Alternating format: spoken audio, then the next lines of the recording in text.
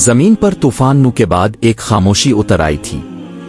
पानी उतर चुका था मगर इंसान के दिल से गुरूर नहीं उतरा था। जमीन फिर से आबाद हो रही थी, नई बस्तियां बस रही थीं और इंसान एक बार फिर अपनी ताकत को सब कुछ समझने लगा था।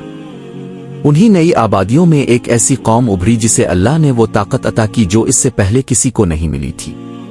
वो कौम थी आद और उनकी तरफ अल्लाह ने अपने नबी हजरत हूद अलैहिस्सलाम को भेजा। कौम आद रेत के वसी सहराओं में आबाद थी। बुलंद बाला सतूनों वाले शहर, मजबूत किले और ऐसे महल्लात जिन्हें देखकर इंसान हैरान रह जाता। कुरान उन्हें सतूनों वाला शहर, जिस जैसा इस वक्त दुनिया में कोई और शहर ना था। उनके जिस्म ताकतवर थे, कद लंबे थे, बाजू फौलाद जैसे थे। वो कहते थे, हमसे ज्यादा ताकतवर कौन है, हमें कौन मिटा सकता है।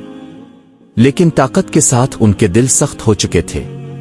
वो बुतों को सजदा करते, अल्लाह को भूल चुके थे और कमजोरों को हकीर समझते थे। यही वो वक्त था जब अल्लाह ने हजरत हूद अलैहिस्सलाम को मबूस फरमाया। वो उन्हीं में से थे, उन्हीं की ज़बान बोलते थे, उन्हीं के दरमियान पले बड़े थे। उन्होंने न कोई नया दीन पेश किया, न कोई दुनियावी फायदा मांगा, सिर्फ एक ही बात कही, ए मेरी कौम, अल्लाह की इबादत करो, इसके सिवा तुम्हारा कोई माबूद नहीं।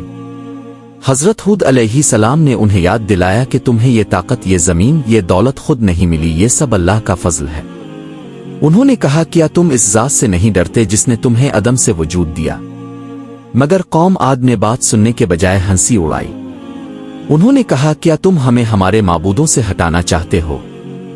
क्या हम इस बात पर ईमान ले आएं कि सिर्फ एक अल्लाह ही सब कुछ है?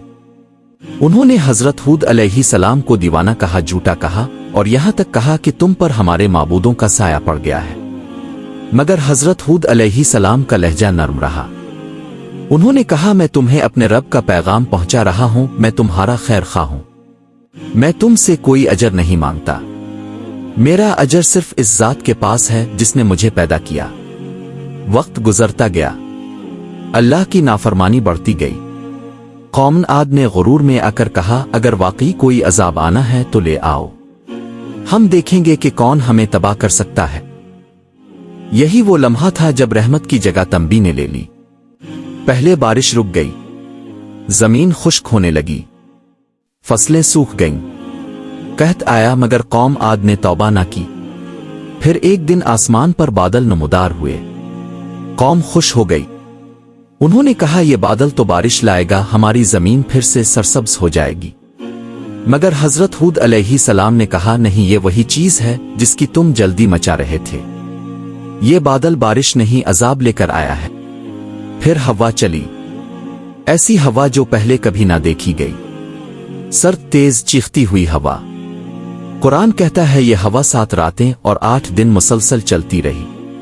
वो हर चीज को उखाड़ फेंकती थी। मजबूत जिस्म जमीन पर ऐसे गिरते जैसे खजूर के खोखले तने। महल्लात रेत में दफन हो गए। ताकत, गुरूर, दौलत सब मिट्टी बन गए। कौम आद जो कहा करती थी हमसे ज्यादा ताकतवर कौन है, वो खुद अपने घरों में बेबस पड़ी थी। ना किले बचा सके, ना दीवारें, ना जिस्मानी कुव्वत। अल्लाह का हुक्म आया और सब कुछ खत्म हो गया। सिर्फ हजरत हूद अलैहिस्सलाम और वो चंद लोग जो ईमान लाए थे महफूज रहे। जब अजाब थम गया तो जमीन खामोश थी।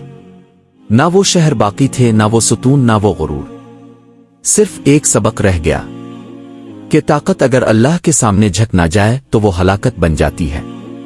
कि जो कौम अपने नबी की बात को ठुकरा दे वो तारीख के सफ़हात में इबरत बन जाती है।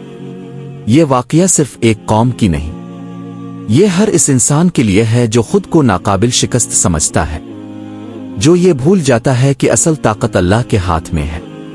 कौम आद मिट गई मगर उनका अंजाम आज भी हमें पुकार पुकार कर कहता है, गुरूर का अंजाम सिर्फ ज़वाल है। और यही अल्लाह का अटल कानून है जो ना बदला है ना बदलेगा।